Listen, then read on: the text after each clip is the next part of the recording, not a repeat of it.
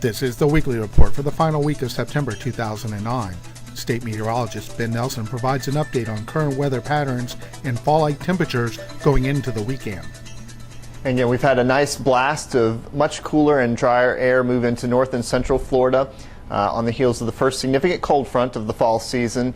But unfortunately, all good things must come to an end, and the warmth and humidity will be returning. As you look at the water vapor imagery behind me, we'll already see our next frontal boundary starting to enter into the picture here in the southern plain states. And this is also tapping a feed of some Pacific moisture as well. So showers and thunderstorms are going to make a return to the forecast, but probably only for the western portions of the Florida Panhandle. And you'll also notice here over the Keys, that front did not quite clear the state, so we've had some scattered thunderstorm activity down there, and that will continue here over the next couple of days as you look at the rainfall forecast. Heaviest rain, again, will be centered out into the lower Mississippi River Valley, and then, of course, with our stalled front over the Keys, expect some scattered thunderstorms, some heavy in nature, especially today and into the day on Friday.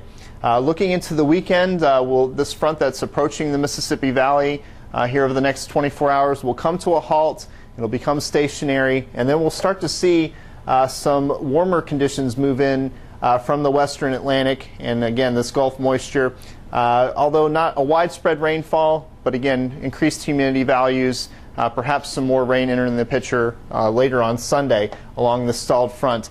This weather pattern that we're in is something that we may see quite a bit over the coming months. We're in an El Nino pattern out in the equatorial Pacific, and that jet stream that El Nino enhances flows all the way from Hawaii clear across the Gulf Coast states, and this type of pattern again stalls frontal boundaries and tends to produce more rainfall. Thankfully, this episode here on Friday will not feature a widespread significant severe weather outbreak, but again, some rain will stay in the picture, especially in the western panhandle.